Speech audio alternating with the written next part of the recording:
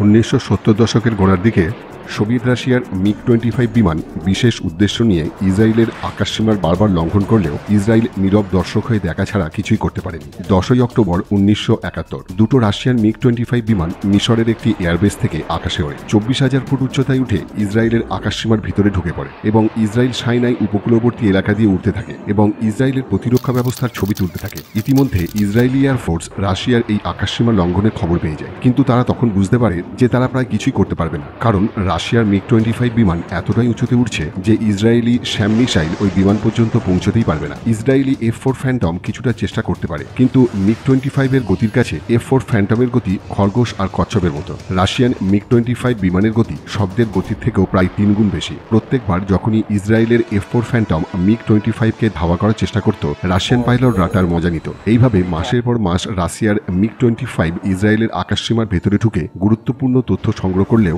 Israel কিছুই করতে পারেনি।